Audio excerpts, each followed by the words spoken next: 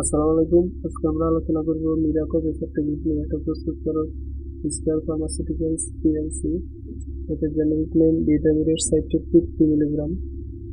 এটা per piece 10 টাকা করে, এক বক্সের দাম 300 টাকা। নির্দেশনা: কি জন্য মিরাকো বেসার ট্যাবলেট খাওয়া হয়? এটি শুষ্ক কাশি, শুষ্ক কফ থেকে মুক্তির জন্য ব্যবহৃত হয়।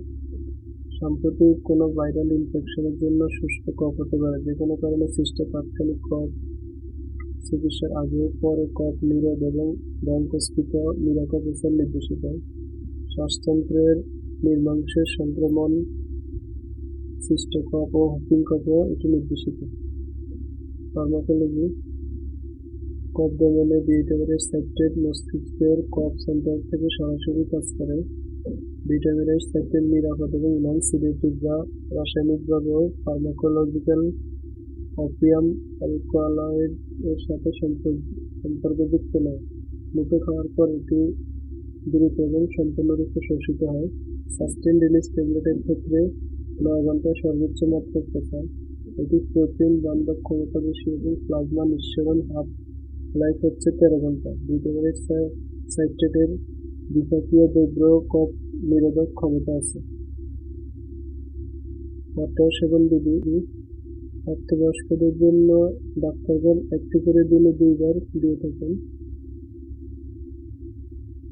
পার্শ্বপ্রতিক্রিয়া: মিরাকো বেসার খুবই সহনীয়। কখনো কখনো ফুসকুড়ি, বমিভাব, ঝাপসা এর রিপোর্ট পাওয়া গেছে। মাত্রা কমলে বা ওষুধ সেবন বন্ধ করলে এই সকল প্রতিক্রিয়া দূরীভূত হয়। গর্ভাবস্থায় স্তন্যদানকালে ভিটামিনের সাইট্রেট গর্ভাবস্থায় প্রথম 3 মাস ব্যবহার করা যাবে না। গর্ভকালীন বাকি সময়ে চিকিৎসকের পরামর্শ সতর্কতার সাথে ব্যবহার করা যেতে পারে। যেহেতু মাতৃদুগ্ধে কার্যকরী উপাদানের নিঃসরণের উপর কোনো তথ্য পাওয়া যায়নি, সেহেতু সাধারণ নিয়ম অনুযায়ী ঔষধ ব্যবহারের প্রত্যাশিত সুবিধা ও সম্ভাব্য ঝুঁকি হতে অধিকতর বিবেচিত হলে স্তন্যদানকালে ব্যবহার করা যেতে পারে।